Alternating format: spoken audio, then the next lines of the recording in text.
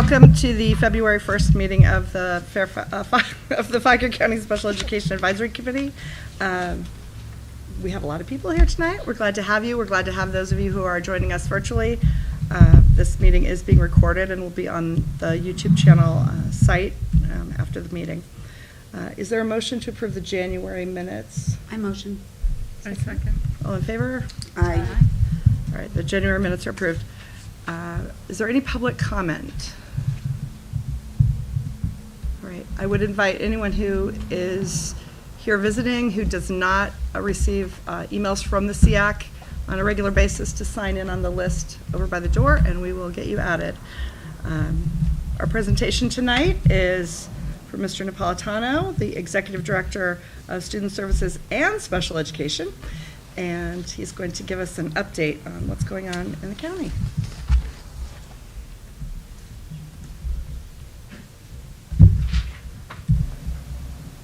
Is the presentation just on your screen so they can see it? Your camera is right there. Yeah, so the people at home can see it? Yeah. Okay, okay. So just very briefly, I just wanted to kind of, based off of the information that's transpired from the last meeting to this meeting, obviously our Director of Special Education has retired, so just to give everyone an update, we have two positions in our office that are vacant currently. We have a special education supervisor position and then the director of special education. We hope to have the supervisory position filled at the next school board meeting is February 12th, so we hope to have that person in place on the 13th. So that'll go on the board docs for that. And then we are going to begin our interviewing process next Thursday for the Director of Special Education. So we hope to have that position to the board in the March meeting so that person can then start at the beginning of March. So that's where we're at with our two vacancies in the Special Education Department. Okay? Okay. Yep. Thank you. Welcome. Are there any questions from the CF members? Okay. Thank you. And I just want to tell everyone I am so grateful for all the help that you've been able to give me since Mr. Corpening left, and we've been going back and forth quite a bit. So Yes, and likewise, it's been a flurry of information back and forth. So far, a very smooth process. So thank you. Thank you. Never easy, but not when it's sudden, especially, so. Yeah, so yes. we're, our word is that we're triaging. Yes. In the meantime, but we're getting there and our people have been fantastic, so. There's been a lot of communication going back and forth, so. All right. My report. We have a new membership application from Katie Jefferson, and that will be considered at the February meeting of the school board. So we should have a full committee for the first time since I've been here in 5 years, which is 9 members by our next meeting. We'll have an update on that, obviously, next meeting. I've met with some administrators. I think, Dr. Brill, you were on the first call, and then I was on the second call, but plans are underway for Disability Awareness Month.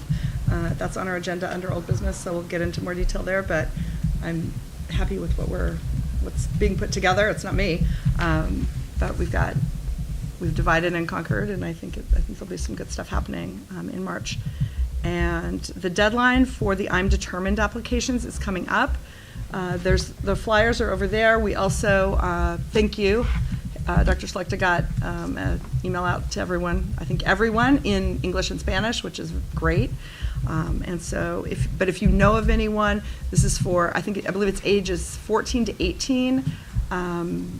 Students with disabilities get together for 3 days at JMU, and it's about independence, and the parents have a separate track and stay there separately.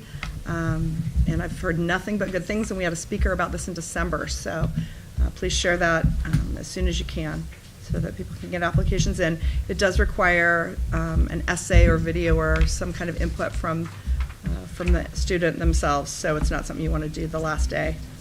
I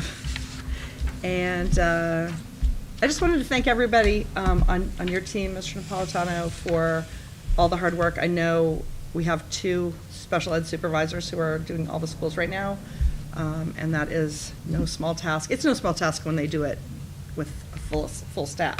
So please let Dr. Baudouin and Ms. Gum know how much we appreciate the work that they're doing. All right, you're up. I kind of gave you updates about where we're at with positions. There were some questions about the All in Virginia and how it relates to students with IEPs. So I asked Ms. Boring, our Director of Instruction, to give a very brief presentation about what that looks like for students with IEPs. So she's just going to kind of basically explain the handbook or the playbook, which the state calls, what's in there from the state regarding those students. And so then if you have any questions, we should be able to answer those for you. Great. So, and then the snip, just so that you understand, the piece that was on the presentation, the people at home can see it. Yeah. Gotcha. Okay. All right. So Are we able to display that here, or is that separate? If you want to display it, you'll have to hook up to the projector. Because that's usually, oh, sorry, I apologize, because that's usually what we do. I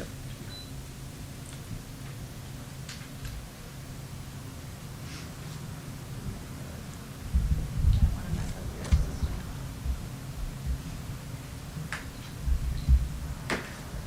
This is our first year live streaming, and so we're still working out all the kinks.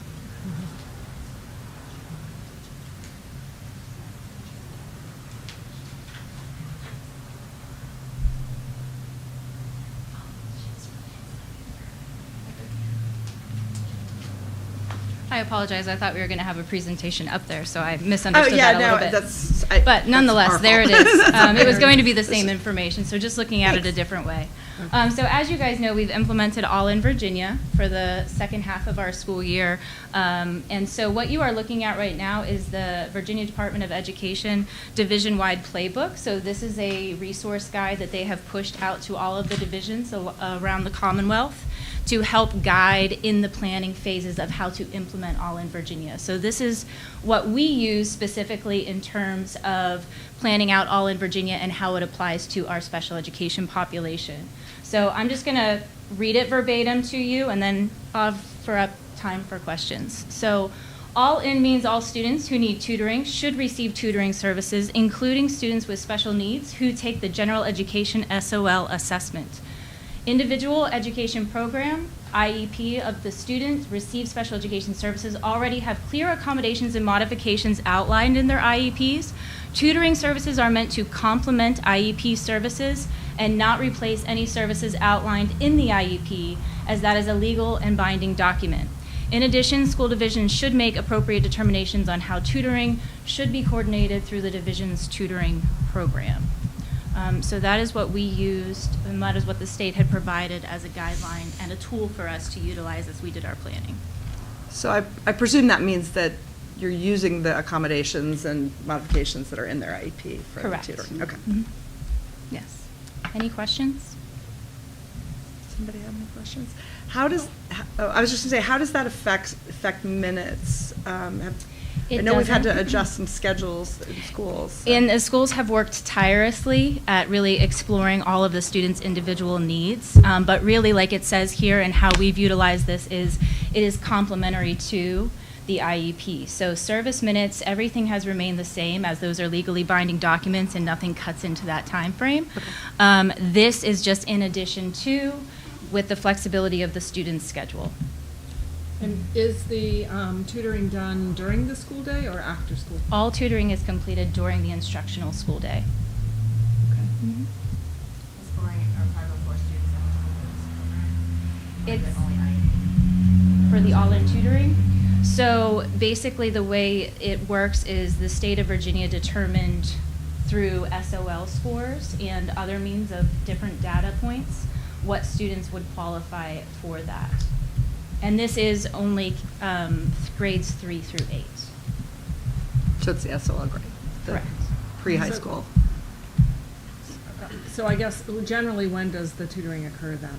Is it- It varies among buildings, with the elementary schools as well as the middle schools, but generally speaking, it's during the IE timeframes for elementary schools, so they're They have a built-in time frame that most schools have utilized it for, with the Okay. exception of some, as well as in middle schools, it's during their academic focus seminar timeframes. Oh, okay, so everybody has that. All right. I think the schedules have changed since my kids were in school. Okay. Any other Are questions? there any other questions? That's pretty I straightforward. do have a comment, though. I do want to say that I'm actually very impressed with this program because as a parent of 2 children with disabilities, I actually didn't even know that the district offered the tutoring. So this is wonderful news, and the fact that parents are now going to be able to utilize this as an extra tool for their child to meet faith, it's wonderful. Oh, well, thank you for sharing that. The staffs have worked really hard. Excellent. What's the time frame? Is it this calendar year, the school year, or is it just, are we planning that this is going to go on? So we started it in January, and it will continue on throughout the remainder of this school year, as well as into next. Okay, so, but is there a time frame on the governor's? So tutoring, Program? the tutoring piece, students that qualified under the Tier 3 tutoring are basically responsible for 36 weeks of tutoring. Students that qualified under the Tier 2 with all of those data points are 18 weeks. Can you explain the tiers? Is the Tier 3, does that equal special education? It's or is it basically, tier it's basically system? students that did not pass their SOL scores have fallen into that Tier 3 Okay, category. so that or not, doesn't- I should say not proficient They're like at category. risk. Okay. Yes. At risk for. It's yeah. not like. It's not like it's tier not like an 3. It's not like a No. tiered system of Yeah. support. It's just Okay. the way Yeah. the governor. It's like how you track the children and their progress. It's the way the yeah. VDOE Yeah. used to describe the. Yeah. level. That's, okay. Yeah. I do actually have another question. Will this be part of the extended school year for tutoring, like the tutoring during the extended school year in the summer, or is this just going to end at the end of the school year? I don't know the specifics of that question as of yet. Those are things that we're still working out. So I would stay tuned on what the summertime will look like. Great. Well, thank you for coming. Yeah, thank you Appreciate for it. having me. I appreciate it. Am I going to mess anything up if I disconnect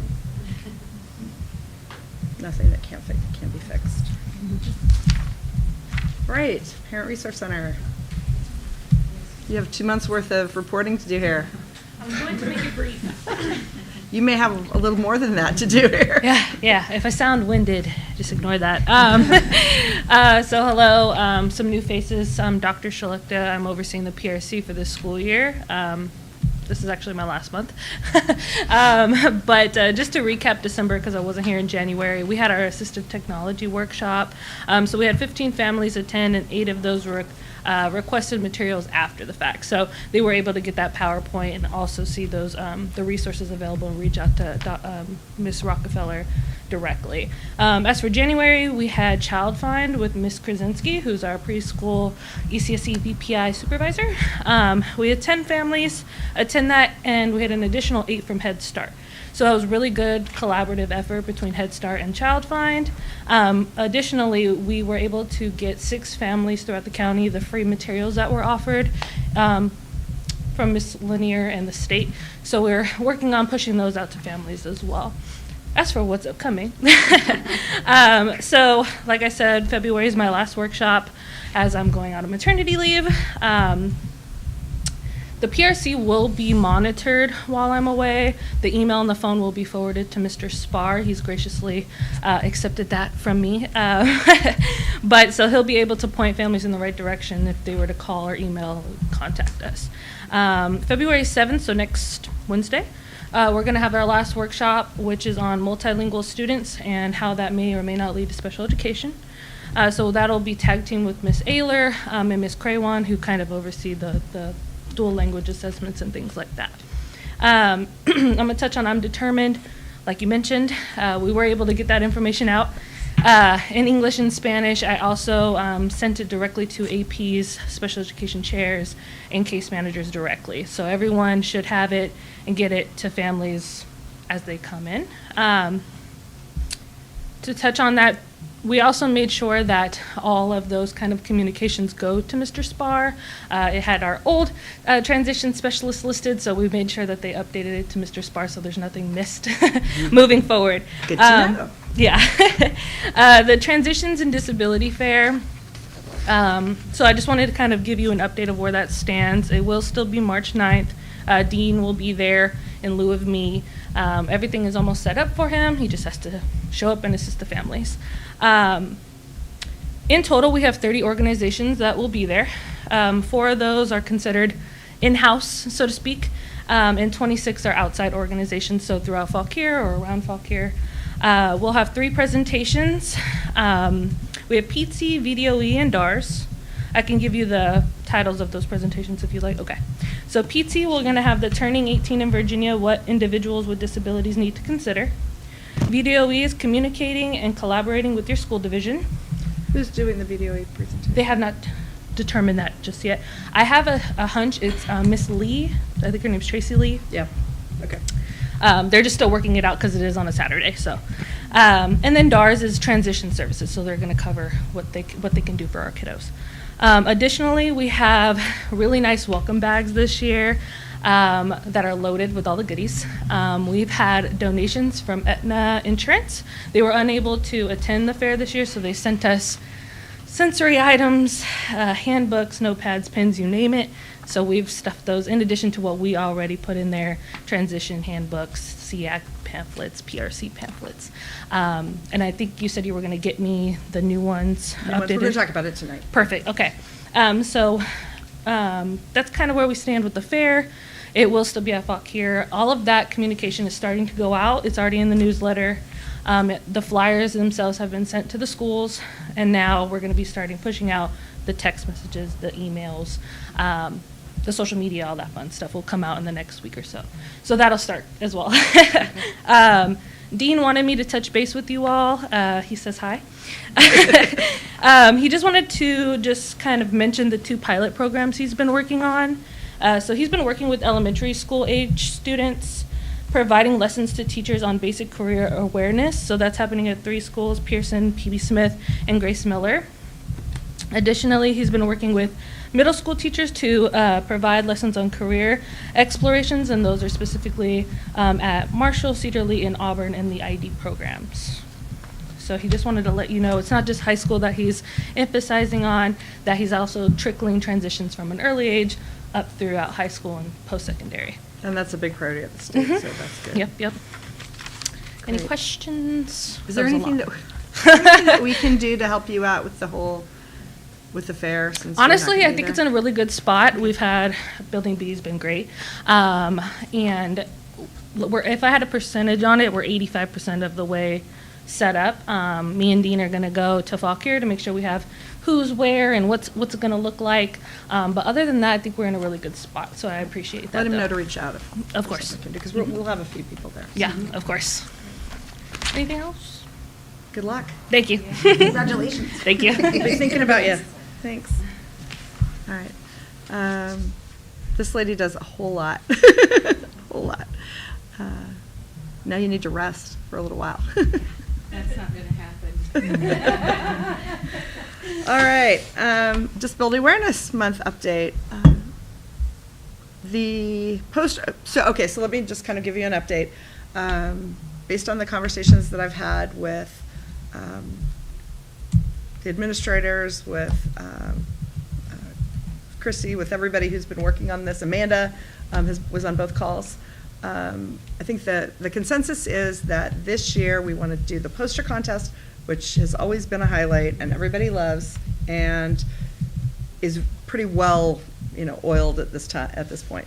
And then also do a resource. We've had a resource guide in the past. Robin, did you make that resource guide? This is Robin Verity. She's a longtime Seac member.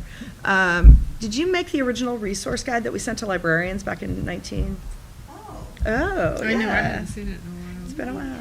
Yeah, that was our first, from our first year. So we're going to, assuming that there are no objections from Seac members, I'm working on doing like an annotated bibliography this year where it gives teachers a little bit more information about what it is. This is a 4-minute video, this is what's in it, so that they're not having to watch all these things and read all these books to figure out what they're actually about, and dividing them like picture books about children with disabilities and then a section about disability education and disability rights so that they can kind of pick and choose what they want.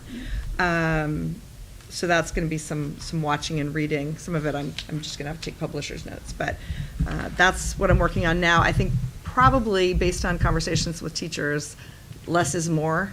Just give me like 4 or 5 good ones, and then I'll pick what I want. But we're not going to try to do a full-blown, high school, middle school programs at this point. A Place to Be doesn't have anything appropriate for 6th graders this year or at this time, and it's a square peg round hole kind of situation. So the resource list will be designed for all ages, and we'll get that out to librarians. And the hope is that that the librarians can share that, and that'll be something that is for everyone. And then for just kind of a fun division-wide activity, March 21st, it's World Down Syndrome Day, but it's Crazy Sock Day, and that's how it's recognized. So we're going to do Crazy Sock Day division-wide, March 21st. And the reason it's March 21st is because there are 3 copies of the 21st chromosome. So if you 321. Are they doing anything like for the kids at school? Like, I know last year they gave children, or at least my son received a pair of Crazy Socks. That was probably just a school level school thing. thing? Okay. So that's probably part of our next conversation is how we're going to publicize the Crazy Sock Day. Got And it. my guess is it'll look different at different schools. Yep. But it's something that if schools want to run with it, they can. I think the idea was to just have something that made it feel like it was a division-wide inclusive activity. The other conversation that we had was I feel pretty strongly that that we should do something during October, because October is Disability History Awareness Month in Virginia, and that's by an act of the Virginia General Assembly, and it started because students with disabilities lobbied to have October named Disability History Awareness, and I think there's a lot of disability history that's really important for people to understand, and some of it's not really pleasant, but I think it's important. That said, it's a really terrible time of year for teachers to plan student activities and try to be doing poster contests and a lot of those other things. So I think what the group agreed to, and I think we may try it next year and see how it works, have October be the history month, focus on resources that we can push out to teachers, and then have March be an awareness month where we're doing poster contests and maybe an event for the 6th graders. And they were talking about doing maybe essay contests or something for the older kids. But that way we have kind of 2 separate things, and there's not a lot of heavy lifting for individual teachers in October. So. And I like the fact that it keeps it on everybody's mind. People are learning about, the different disabilities, and it's kind of just keeping it alive in the school. Right. Children can learn about it as well. And I think our focus is really on inclusion, and the new we agreed to recommend a new theme, which is Choose to Include. That's it, which has inclusion in the name of it. Choose to Include, as opposed to More Alike Than Different, which we did for three years. So I think it's nice to have something a little bit different and that focuses on inclusion. So that's really going to be the emphasis in March, is really the actual inclusion. Does anybody have any questions, or is there any discussion about the road we're headed down? If you're interested in helping out with the resources list, we've already talked, please email me and I will send out just some information, just requests of things that would be helpful, so that we can get that done, because we need to get that done and out quickly. I don't think there are any more, there's no committee decisions to be made. We just need to summarize resources. Okay. Do you want to talk about the poster contest, Amanda? Sure, so we are going to do the poster contest again, and it will be, so all of the information was shared with building principals and a special education teacher at every school, and it's just in the elementary schools, so it's just K through, or pre-K if they have pre-K through 5th grade. Individual entries, or if a teacher felt they wanted to do that with a class, there'll be a category for an individual entry and then a class entry as well. So it's actually going on right now, so all the information has been shared, it's been out in the county newsletters, and then so hopefully that we'll start getting, entries will start coming in. They'll be sent in the courier to Auburn. We have some art teachers that are going to help kind of dwindle, so then we'll land on a top 10, and then that'll come down to a top 5, and then that will be shared. The Google form, we found that was really great. So when they came out of COVID, right, was we were able to open our audience up a little bit, but that will be shared with all of the admin, senior staff, special education, department chairs, and Seac school board members, and then they all have an opportunity to vote. And then that will be at the March school board meeting. The class, the winner will be invited, as well as the individual winner, and they'll receive a framed copy. And Dr. Werner and possibly Mr. Napolitano or someone from the special education department will go with possibly Amy, if she's able to, from Seac, and they'll present that with the class and, you know, really kind of celebrate that at the schools. And then a copy of each winning poster will go to all of the schools in Fauquier County, so our elementary, middle, and high schools. They'll be printed on a poster printer and laminated, and most of the schools that I've been in and out still have the winners from the previous years up, so that's kind of nice. Yeah. What is the deadline for the poster contest? The 16th of February, I believe, is when they, the cutoff, and then they should be hopefully Auburn by the 19th. So then we can, I think the voting is the 23rd, I believe. I got to pull up the flyer to get I can give you send you the flyer, Marilyn, if you'd like. Sure. With the notes. Thank you. Mhm. This is your, what, fourth poster contest? Fourth one, yeah. Yeah, getting pretty good at Better it. every year. All right. I already talked about I'm determined. The deadline is February 11th. So, again, there are flyers here if anybody needs one. And the agenda email went out with an electronic copy with a link. Transition and Disability Fair, Seac participation. So, it's happening, and we'll have a table there.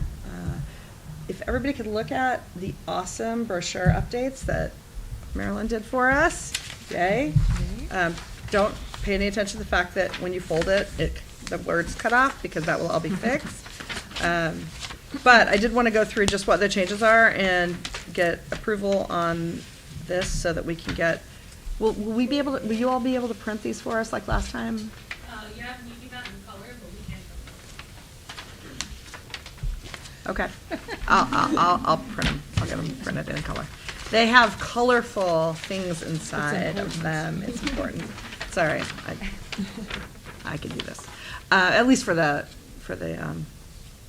fair. For the fair. Okay, so there's no change on there's no change on the cover. There's no change on the what is the Seac page. There's no change on the functions of the Seac page. There's no change on the state Seac page. The meeting dates page now includes our May 30th meeting and notes that there are no meetings in December and April. Everybody make sure we've spelled things correctly and that we have the right years. And then you can scan, we took out all the little dinosaur scan things so that we only have the non-dinosaur scan things. And you can scan to, this is for the Fauquier Seac information, and then the live stream YouTube is on the bottom. We added that. We added our meeting location, which didn't used to be on here. And that there's always a public comment time. And the names of the members, which of course may change before, well, we would know in time. If we have one more When's the member school board in meeting? February, then we'll have, we have time because the Okay. thing's in March. So don't start making photocopies. Yeah. All right. And then we added this text, if everybody would just read it, the Seac welcomes input, if you would just read that and make sure there are no typos and it looks okay.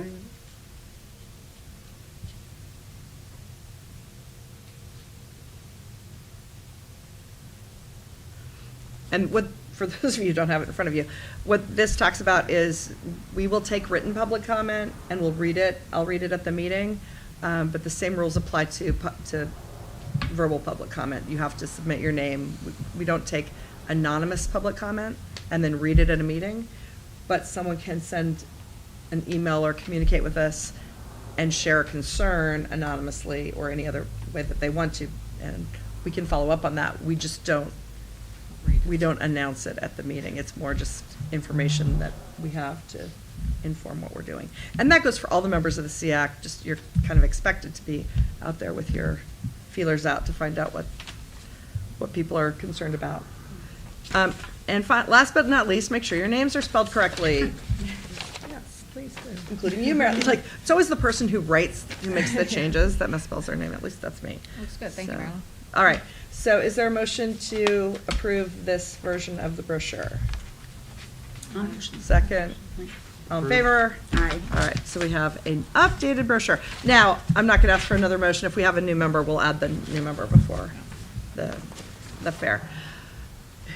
I said last time I was gonna ask for, like, official show of hands, who can come to that day, and man the table? Okay.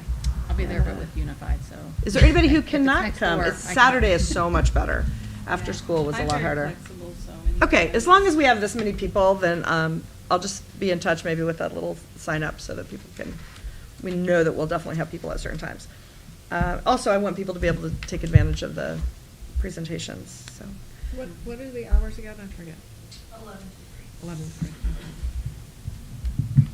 All right. Remaining meeting dates. I wanted to put something out there as a suggestion and get your thoughts. I think it might be helpful if when we do our policy discussions, not to make them less accessible, but just to make it a little less formal, to do them as work sessions and not do them live streamed, just because it's kind of hard with microphones and everything else to do that. They would certainly be open to the public and anybody who wants to come and listen to us talk about policies for next year and the annual report is welcome to, but I would make a motion that the May 2nd and May 30th meetings be work sessions and that they not be live streamed. And that will also make it a little easier for staff at the very end of the year to not have to deal with that. Is there a second? I'll second it. Is there any discussion? Is anybody concerned about not live streaming it? I think it's going to be hard for people watching the live stream to hear all the discussion too, just because of the microphone Do you need to setup, so. Indicate that with like an asterisk and then down below That's, for the live stream. yeah, And we'll the put work brochure, session, yeah, just to indicate that. that's exactly why I wanted to do that tonight. Yeah. So it will note that they're work sessions, and I think next year we may want to build one in Mhm. mid-year that we can just have some, when we need to have that kind of a meeting, that people are always welcome to come, but that we won't live stream it. All in favor? Aye. Opposed? Okay. So we will call the May 2nd and May 30th meetings work sessions, and we will finalize the annual report by the end of the May 30th work session, or we will schedule another meeting after school gets out, which I don't think we're going to have to worry about. I'm sure we'll get our work done. All right. Already talked about Seac members updating the resource list to get out for Disability Awareness Month. We just voted on the meeting format. Seac members, do you have information to share for the good of the order? Do you have anything to share? Not this time. It's no. okay. Ryan, what's going on in your world? Nothing urgent. Nothing urgent? All right. How are your kids all doing? They're doing well. Good. I Ryan's an IA in one of our, what is the class? What is the? I'm at Bradley's multiple disabilities class. Okay. So Yep.